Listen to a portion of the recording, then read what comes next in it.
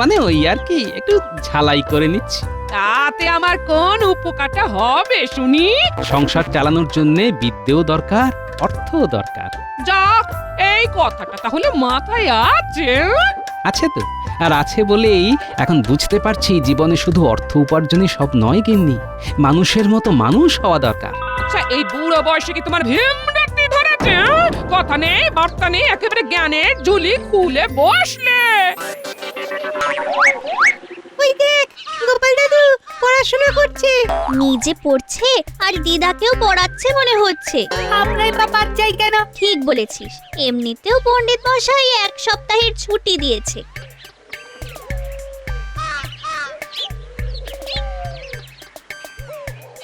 ব্যাস ব্যাস, আর কি এটাই বাকি ছিল। নাও এবার বাড়িতেই একেবারে টোল খুলে বসে পড়ো। টোল খুলি না খুলি মানুষের মতো মানুষ হওয়ার শিক্ষা তো আমি ওদের দিতেই পারি। সেটা আবার কি গো গোপাল দাদু? শাস্ত্রেই বলা আছে, যার কাছে বিদ্যা নেই, তপস্যা নেই, দান নেই, সৎ চরিত্র নেই, কোনো গুণ নেই, ধর্ম নেই, সেই পৃথিবীতে বোঝা হয়ে থাকে। সে মানুষ রূপে থাকলেও আসলে পশুর মতো ঘোরাফেরা করে। বাবা, তুমি কত কি জানো গো গোপাল দাদু। তাও দাদুর একটু অহংকার নেই। এবার মনে হচ্ছে বাকি জীবনটা এর জ্ঞান শুনে শুনেই পাগল হয়ে যাব গো। ও গিন্নি, চললে কোথায়? আরে বাবা, কথায় কথায় রেগে গেলে হবে?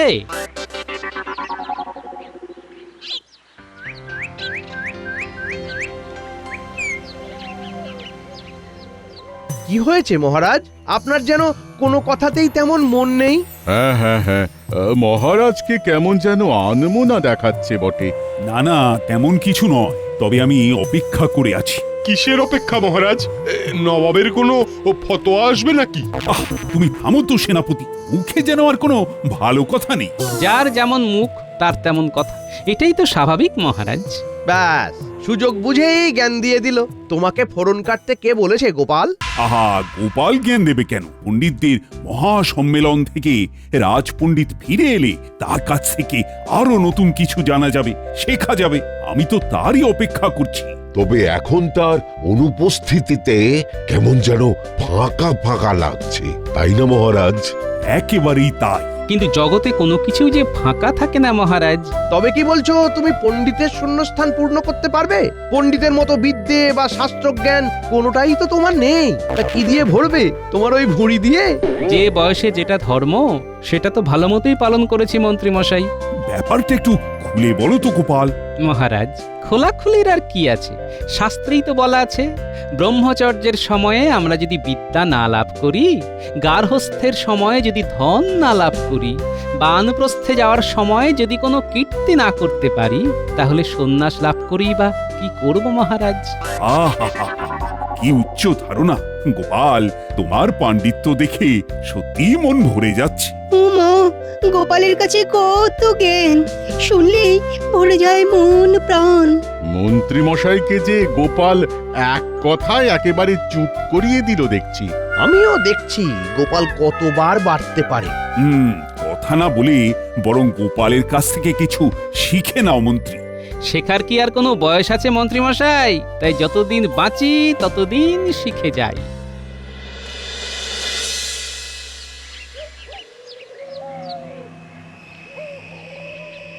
বুঝেছি, সব বুঝে গেছি আমি। সবটাই একেবারে জলের মতো পরিষ্কার। কোনটা কি পরিষ্কার করে বুঝে নিতে এলে তুমি? কি আবার? ওই যে নির্ঘাত 2-4টে সংস্কৃত শ্লোক আর তার টিকা টিপ্পনী হাতের কাছে পেয়েছে, আর সেগুলো পড়ে এখন লাফালাফি করছে। হ্যাঁ, কি মুশকিল! কার আবার লাফানো দেখলে তুমি? কারাবার ওই যে গোপালের। আজ একেবারে তাল বুঝে রাজসভায় জ্ঞানের দোকান খুলে বসলো। যেভাবেই হোক গোপালকে সবার সামনে অপদস্থ করতেই হবে। সেই আশাতেই থাকো তুমি। সেটা সোজা পথে না হলে বাঁকা পথে করতে হবে। কোন পথের কথা বলছেন মন্ত্রী মশাই?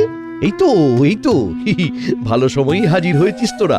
তোরা তো আমার ডান হাত আর বাঁ হাত। সেই জন্যই তো আপনি গেলেই আমরাও যাব। হ্যাঁ, যেখানে যাবেন সেখানেই যাব। বুঝতে পেরেছি, তোদের এখনো ধরে ধরে সব শিখিয়ে পড়িয়ে নিতে হবে। এই যে আমরা চলে এসেছি দাদু। আমরা কিন্তু আমাদের আরো বন্ধু বান্ধবদেরও সঙ্গে করে নিয়ে এসেছি। সবাই মিলে একসাথে তোমার কাছে আজ পড়বো। বাহ বাহ, বেশ বেশ বেশ, এটাই তো চাই। এইভাবে এই বিদ্যাকে জনে জনে ছড়িয়ে দিতে হবে। সবার জন্য শিক্ষা, সবার মতো করে শিক্ষা। এই তো এই তো, যেমন চাইছিলে তেমনটাই হলো। রাজসভায় যাওয়ার বদলে বাড়িতেই টোল খুলে বসে গেলে। তাই যদি হয় তবে মন্দটা কি? তোমার আর মন্দ কি গো? তোমাকে তো সবাই ভর্ণা বলে গুরু গোপাল বলবে গো। হ্যাঁ, গুরু হওয়া কি আর অত সহজ কাজ গিন্নি? তবে শেখাতেই যদি হয় তবে আমি বাচ্চাদের পড়াশোনার আগে ভালো আচার ব্যবহার শেখাবো। আমরা শিখবো গোপাল দাদু।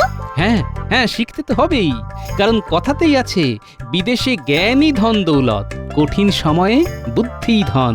পরলোকে ধন হলো ধর্ম, আর সৎ চরিত্র সর্বত্রই মানুষের সম্পদ। তোমার এই কথায় কথায় বাণী আওড়ানাতে আমি অতিষ্ঠ হয়ে যাচ্ছি। ও, কোন গুরুর যেমন শিষ্য কে জানে? সবই আমার কপাল, কপাল গো কপাল। আর আমি গোপাল। তোরা যখন আমাকে ছাড়া নড়বিও না চড়বিও না, তখন আয় আয় আমার সঙ্গে সঙ্গেই আয়। এই তো আসছি আর আশেপাশে দেখছি। আমিও তো কাকে যেন আসতে দেখছি। তাই তো, আমাদের দিকেই এগিয়ে আসছে দেখছি।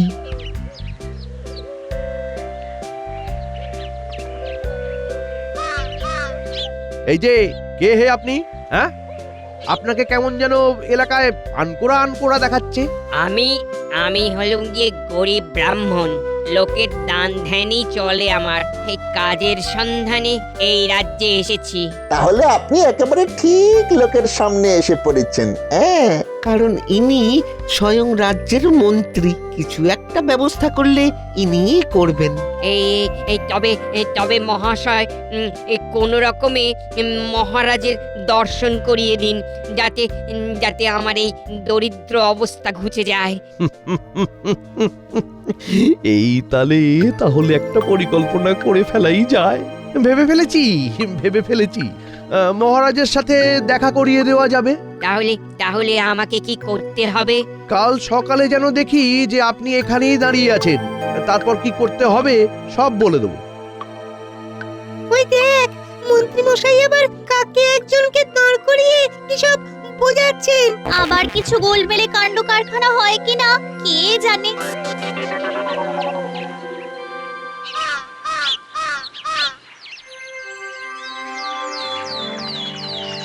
এটাই বেশ ভালো হয়েছে, দল বেঁধে হই হই করে গোপাল দাদুর কাছে পড়তে যাচ্ছি। কিন্তু যেতে যেতে এটা কি দেখছি? তাই তো রে, কালকে সেই ব্রাহ্মণ তো এখনো এখানেই দাঁড়িয়ে আছেন।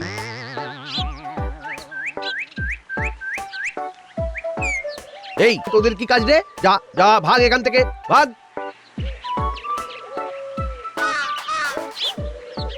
দেখুন মন্ত্রী মশাই, আপনি আমাকে যে জায়গাতে দাঁড়াতে বলেছিলেন ওই জায়গাতেই দাঁড়িয়ে আছি। এখান থেকে নড়েও নি চড়েও নি। খায় দাঁড়িয়ে আছে। বেশ বুঝতে পারছি ব্রাহ্মণ বাস্তবিকই সহজ আর সরল। বেশ তো, আসুন তবে আসুন, আপনার রাজসভায় ঢোকার একটা বন্দোবস্ত করে ফেলেছি। এইভাবে সন্ন্যাসী সেজেই আপনি রাজসভায় যাবেন, তার সঙ্গে থাকবে আপনার দুই চেলা বটুকানন্দ আর ঘটিকানন্দ। মানে আমরা? আর রাস্তায় কেউ বা স্বয়ং মহারাজও যদি আপনাকে জিজ্ঞাসা করেন যে আপনি কে, তবে আপনি বলবেন যে আপনি গোপালের গুরু। তাহলেই কাজ হয়ে যাবে? হয়ে বেশি হবে। বেশ, তাই হবে। আজ যেন ব্যাপারটা অন্যরকম হচ্ছে। সবাইকে সময়ে হাজির হতে বলে মন্ত্রী নিজেই যে বেপাত্তা হয়ে গেছে। মন্ত্রী মশাই বোধহয় গোপালকে দেখে অনুপ্রাণিত হয়ে সংস্কৃত শাস্ত্র পাঠ করতে শুরু করে দিলেন। তাহলে তো ভালোই হয়। এই ব্যাপারে রেশারেশি সভার মান বাড়াবি। এই ব্যাপারে তোমার কিছু বলার আছে নাকি গোপাল? হ্যাঁ, বলো গোপাল, শাস্ত্রের কিছু ব্যাখ্যা আছে নাকি? আপনি যথার্থ বলেছেন মহারাজ। ধন সম্পত্তির পিছনে দৌড়ই তো অধম। মহৎ যে হবে সে মান সম্মানের কথাই ভাববে। মহারাজ, আপনি মহৎ, তাই এমন ভাবেন। বাহ গোপাল বাহ, ধন্য তোমার শাস্ত্র চর্চা। মহারাজ এখনই সবটা খুশি হয়ে গেলেন? আপনার জন্য যে খুশি হওয়ার আরো খবর নিয়ে এসেছি মহারাজ। তার আগে বলো তো তোমার আসতে দেরি হলো কেন? এই সেই কথাই তো বলছিলাম, পথে গোপালের গুরুর সাথে দেখা হয়ে গেল, তাতেই তো দেরি হয়ে গেল একটু। বলো কি, গোপালের গুরু? না না না না, এই ব্যাপারটা তো জানা ছিল না। তোমার গুরুর কথা আগে তো কখনো বলনি গোপাল। ব্যাপারটা তো আমিও বোঝার চেষ্টা করছি। না না না, এটা কেমন কথা গোপাল? তোমার গুরু এই রাজ্যে এসেছেন আর তুমি তাঁর দর্শন পাওনি, এটা আমায় মানতে হবে। এটা তো গর্হিত অপরাধ মহারাজ। এই অপরাধের একটাই শাস্তি, আমাদের তোমার গুরুর দর্শন করাতে হবে। আমি নিজেই তো গুরুর দর্শনের অপেক্ষায় আছি মহারাজ। তাহলে আমি না হয় দেখি কি করা যায়। গুরুকে দেখেই যখন শিষ্যের বিদ্যার দৌড়ের আন্দাজ পাওয়া যায়, আর তখন আমি নিজেই না হয় গুরুকে রাজসভায় নিয়ে আসবো। এই তোমার কি হলো বলো তো? এক মনে কি এমন চিন্তা করছো গো? চিন্তা তো একটা হচ্ছে বই কি গিন্নি, মন্ত্রীমশাই আবার একটা ঘোঁট পাকাচ্ছে। কোথা থেকে আমার কোন গুরুকে এনে হাজির করেছে। সে কি কথা? যাকে তাকে গুরু বানিয়ে দিলে তো তোমার নিজের নাকটাই কাটা যাবে। কি মুশকিল, আমি আবার কাকে গুরু বানালাম? আমি নিজেই তো ব্যাপারটা বুঝে ওঠার চেষ্টা করছি। বুঝে উঠতে উঠতে দেখবে তোমার ওই গুরু না তোমার ঘাড়ে বোঝা হয়ে চেপে বসেছে। হ্যাঁ, মন্ত্রীমশাইও এটাই করার চেষ্টা করছেন মনে হচ্ছে।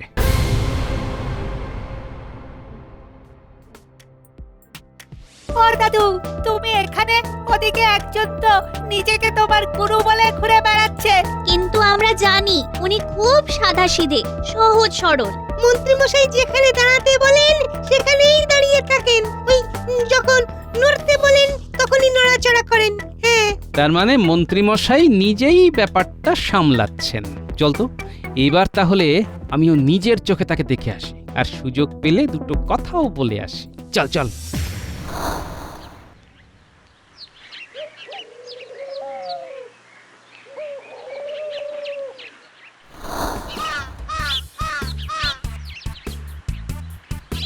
ওই দেখ, ওই যে উনি আসছেন। দেখেই মন ভরে যাচ্ছে গো। ওই শিষ্যদের নিয়ে গোপাল দাদার গুরু যাচ্ছেন। এই চলো না, ওই ছুটে গিয়ে ওই দুটো কথা বলে আসি। হ্যাঁ, দুজন তো শিষ্য আছে দেখছি রে, ওর আশেপাশে কি ঘেঁষতে পারবি? দেখেছো দাদু, দেখে চিনতে পারলে? আরে আমার যে কেউ গুরু আছে সেটাই তো মনে করতে পারছি না, চেনা তো দূরের কথা। তুমি না চিনলে কি হবে, লোকজন তো ঠিক চিনে গেছে। বুঝতে পারছি ব্যাপারটা মানুষজন ভালো মতোই খেয়েছে। শিষ্য দুজনকে দেখেও তো চেনা চেনা লাগছে। চলো না দাদু, সামনে গিয়ে কথা বলি তাহলে। না না, এখন একটু অপেক্ষা করতে হবে। সুযোগ বুঝলেই ওকে একা পাকড়াও করতে হবে। বলতে না বলতেই সুযোগ হয়ে গেছে মনে হচ্ছে। ওকে বসিয়ে রেখে ওর শিষ্যরা সব ছড়ে পড়ছে দেখছি। হ্যাঁ হ্যাঁ, চল, এটাই সুযোগ। প্রণাম ব্রাহ্মণ, আশা করি আমাকে চিনতে পারছেন। কই না তো, কে আপনি? সে কি কথা, আপনি যার গুরু তাকেই চিনতে পারছেন না? আর মানে আপনি গোপাল? এ হে হে হে হে, কি লজ্জার ব্যাপার, কি লজ্জার ব্যাপার। না মানে মানে ভুল হয়ে গেছে। সে তো হয়েইছে, তবে কার বুদ্ধিতে আপনি ভুলটা করতে চাইছেন সেটা যে জানতে ইচ্ছে করছে। তাহলেই হবে। তারপরে না হয় বাকিটাও বলবেন, কেনই বা এইসব করছেন, এতে আপনার লাভ কি সবটাই যে বলতে হবে। আমি আপনার কাছে ক্ষমা চাইছি, আমি মহাপাতক। আসলে আমি অর্থের লোভে মন্ত্রীর সাথে হাত মিলিয়েছি।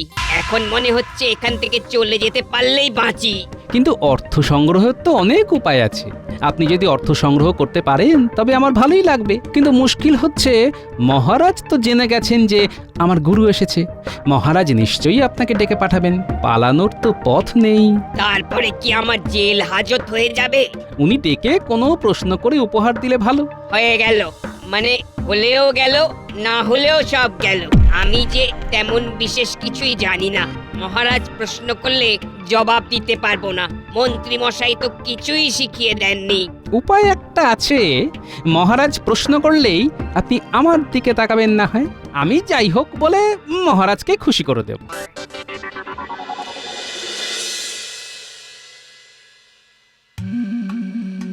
আপনাকে খুশি করার জন্য যেমন যা করার সব করেছি মন্ত্রীমশাই।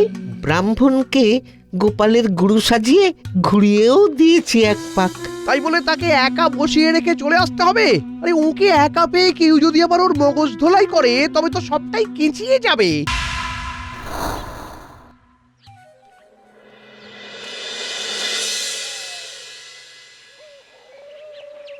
আমার কি হবে মন্ত্রী মশাই? তৈরি হয়ে নিতে হবে, মহারাজের সঙ্গে দেখা করার সময় হয়ে গেছে যে। বেশ বুঝতে পারছি, আগের জন এসে ঠিক কথাই বলেছিল। এরা আমাকে বেশ ভালোই পাকড়াও করেছে। এখন বাঁচালে উনিই বাঁচাতে পারেন। শুনুন, মহারাজের কাছে গিয়ে শুধু বলবেন যে আপনি গোপালের গুরু। তবে গোপাল নিতান্তই অপদার্থ। গুরু হিসেবে আপনি যাও বা কিছু জানেন, গোপাল তাও জানে না। বাকিটা আমি সামলে নেব। কিন্তু আমি কি করে সামলাবো? আমি যে কিছুই জানি না। যদি মহারাজ আমাকে কিছু প্রশ্ন করেন তবে যে মহারাজের কাছে ধরা পড়ে যাব। যদির কথা নদীতে, আমি তো এখানেই আপনার চাকরির ব্যবস্থা করে দেব। তারপর থেকে মহারাজ খুশি হয়ে আপনাকে যা দেবে তার কিছুটা ভাগ আমার হবে। এইভাবেই চলবে। না না, এর পাল্লায় পড়লে মনে হচ্ছে বিপদের শেষ থাকবে না। কি করে যে উদ্ধার পাবো?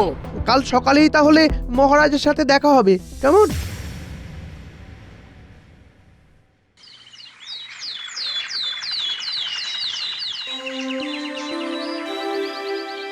কি হলো মন্ত্রী? তুমি যে বললে গোপালের গুরুর সাথে সাক্ষাৎ করাবে, ব্যাপারটা কি বেমালুম চেপে গেলে নাকি? কি যে বলেন মহারাজ, দেখা তো এই হলো বলে। গুরুদেব নিজেই আসবে নাকি কি জানি, এখনো কত কি দেখা বাকি। প্রণাম মহারাজ। এই যে মহারাজ, ইনি গোপালের গুরুদেব। এনার কথাই বলছিলাম। কিন্তু যার গুরু সেই তো দেখি মুখে একেবারে কুলু পেতে বসে আছে। মন্ত্রীমশাই নিজেই যখন দায়িত্ব নিয়েছেন তখন আমি আর কি বলবো মহারাজ। আমি বলি কি মহারাজ, রাজপণ্ডিতের সঙ্গে সঙ্গে এনাকেও যদি রাজসভায় ঠাঁই দেওয়া যায় তাহলে সভার মান বেড়ে যায় মহারাজ। কিন্তু গোপাল তো ভালোই সামলায়। সব কাজ কি আর সবাইকে দিয়ে হয়? তাছাড়া উনি নিজেই তো বলছেন যে গোপাল ওনার অযোগ্য শিষ্য। এরপরেও কি গোপালের উপর ভরসা করা যায় মহারাজ? তাই নাকি? তা আপনি নিজেই তবে বলুন ব্রাহ্মণ। হ্যাঁ, সে তো সেই কবে। উনি এত কিন্তু কেন করছেন মহারাজ? তাই তো দেখছি। এরপরে তো কিছু সংস্কৃত শ্লোকের টিকা টিপ্পণীও শুনবো ওনার কাছ থেকে। এক্ষুনি এত কিন্তু করলে কি করে হবে? আমার কি হবে? আপনি নিশ্চয়ই বহু কিছু জানেন, তবে তারই মধ্যে ভালো হতো যদি কিছু শব্দের উৎপত্তি নির্ধারণ করে দিতেন। হ্যাঁ হ্যাঁ, সে তো নিশ্চয়ই ভালো হতো বই কি, কিন্তু না, ব্রাহ্মণ বেচারা আচ্ছা প্যাঁচে পড়েছে। এবার তো ওকে উদ্ধার করতেই হবে। আসলে আমার মনে হচ্ছে ওনাকে রাজসভায় ঠাঁই দেওয়ার ব্যাপারটা নিয়ে আপনি কিছু বলছেন না বলে উনি এত কিন্তু করছেন। তাই নাকি? তবে না হয় আমি মঞ্জুর করে দিলাম। কি ব্রাহ্মণ, এবার আর কোনো জড়তা থাকলো না তো? কিন্তু তা কি করে হয় মহারাজ? তার মানে গোপাল নিশ্চয়ই সব কেচিয়ে দেওয়ার চেষ্টা করছে এবার। তোমাকে কি সবেতেই ফোড়ন কাটতে হবে গোপাল? যেখানে যেটুকু প্রয়োজন ততটুকুই বলি মন্ত্রীমশাই। মহারাজ, শাস্ত্রেই তো বলা আছে, বিদ্যা যদি বইতে আবদ্ধ থাকে আর অর্থ যদি পরের কাছে গচ্ছিত থাকে তবে প্রয়োজনে তা কোনোই কাজে লাগে না। বলে বুঝি? কিন্তু তার সঙ্গে এখানের কি সম্পর্ক? যে ব্রাহ্মণ পণ্ডিত দেশ বিদেশে ঘুরে নিজের জ্ঞান বিতরণ করেন তাকে এখানে আবদ্ধ করে রাখলে সকলেরই যে ক্ষতি হয়ে যাবে মহারাজ। এটা তো ভেবে দেখিনি। আর গোপাল তো ঠিকই বলেছে, আমার যে অর্থ নবাবের কাছে গচ্ছিত আছে সেটা সময়কালে পাচ্ছি না বলেই আমার কত সংস্কারের কাজ মুলতুবি আছে। না না, ব্রাহ্মণ পণ্ডিতকে এইভাবে এখানে রেখে দেওয়া যাবে না। আপনি আমায় বাঁচালেন মহারাজ। আমি এখানে থাকতে চাইছিলাম না। আমি নিতান্তই সাধারণ এক ব্রাহ্মণ। মন্ত্রী মশাইয়ের প্ররোচনাতেই আমি মিথ্যের আশ্রয় নিয়ে নিজেকে গোপালের গুরু বলে প্রচার করেছি। আমাকে ক্ষমা করে দিন মহারাজ, আমাকে ক্ষমা করে দিন। বলেন কি? তার মানে এর পেছনেও মন্ত্রীর হাত? আর এরাও আমার শিষ্য নয়, মন্ত্রী মশাইয়ের ডান হাত আর বাম হাত। এই মরেছে, আরে ব্রাহ্মণ তো সব উল্টে দিয়ে আমাকেই ফাঁসিয়ে দিয়েছে, এবার কি করি? হ্যাঁ, এবার সবটাই আমার কাছে পরিষ্কার হয়ে গেছে। গোপালকে অপদস্থ করার জন্য মন্ত্রী এমন ফাঁদ পেতেছিল। না, এবার মন্ত্রী আর পার পাবে না। মন্ত্রীর শাস্তি হলো তাকে নিজের খরচে একটা টোল বানিয়ে দিতে হবে, সেখানে পড়াতেও হবে তাকে, আর তার তত্ত্বাবধান করবে গোপাল। আমাকে ছেড়ে দিন মহারাজ, এরকম কাজ আর কখনো করবো না মহারাজ। সব ভালো যার শেষ ভালো। আমার গুরু খুঁজতে খুঁজতে আমি গুরু হয়ে গেলাম।